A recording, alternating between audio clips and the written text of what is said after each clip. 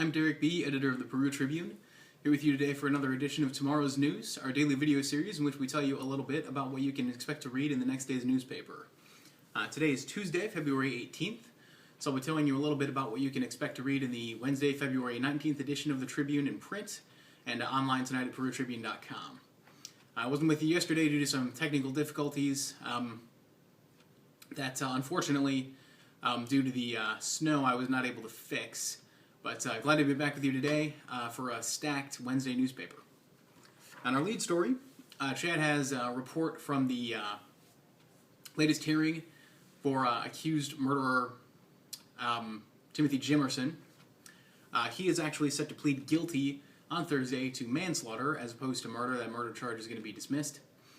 So stay tuned for more on that in Friday's Tribune. That was actually a cold case from 1992 for about 20 years until DNA evidence turned up Jimerson in Biloxi, Mississippi, and he was brought to Miami County to stand trial. On our display story, Eric Stoff checked in on the ELearning program out at Mechaniqua schools. They used that again today due to the snow, and they've had 3 days similar to that since they were approved by the Department of Education. Seems to be going a lot more smoothly as they've started to iron out some of the issues in terms of workload and availability of teachers, so glad to see that taking off. They're one of 2 schools in the state piloting that, and personally I hope that it goes to a lot more schools and maybe someday even becomes a standard. On a related note, I wrote a story about the weather. We had more than 3 inches of thundersnow yesterday, which put us very close to the all-time record for the snowiest winter in the Fort Wayne area. We're now less than 3 inches away with 10 days left in that December 1st to February 28th period. So here's hoping we make some history, although, God, it might be worth it just to not have any more snow for 10 days. Also on A1, Chad Abshire had a story for us from the Miami County Board of Commissioners meeting. They met today because of the President's Day holiday. They continued to have some issues with their servers, even had some security issues internally due to that server crash. They're hoping everything will be back to normal on Thursday. I'm sorry, not on Thursday, but at some point this week. But there's still a lot of answers that they're looking to get from the IT department, so that I'm sure is going to continue to be in our paper for a while. Finally, we'll have a story from Chad Abshire that he's not written yet from tonight's County Council meeting. On the education page, I wrote a story on North Miami's spelling bee.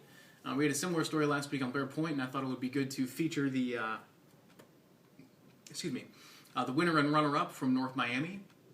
They're also going to be competing. Taylor Anderson and Ruth Howard are going to be competing alongside the Blair Point winner and runner-up on March 18th in Kokomo, so best of luck to them. Still trying to track down some information on the MAC spelling bee, so I hope to bring that to you guys pretty soon. Finally, in the sports section, we had 2 stories from Nick Roby. We ran on Monday a look back at the Peru girls basketball season. Today we have 2 more from Mechaniqua and North Miami. Seem to be pretty similar themes. Down year for Miami County girls basketball, but they hope that the girls can take the progress they made in the season and continue to work on things over the summer. Mechaniqua had a pretty dismal season, 1-18 again, only 1 win. So hoping to pick up some there. And North Miami actually had some girls on the junior varsity pick up some time through the year, so they could stand a chance of real improvement next year. As always, you can find all the stories in tomorrow's print Peru Tribune. You can also find them online tonight at perutribune.com. And you can find links to them on our Facebook and Twitter pages, which are both Peru Tribune. You can also find me and all of our reporters on Twitter. Until tomorrow, that's tomorrow's news. I'm Derek B. Have a great Wednesday.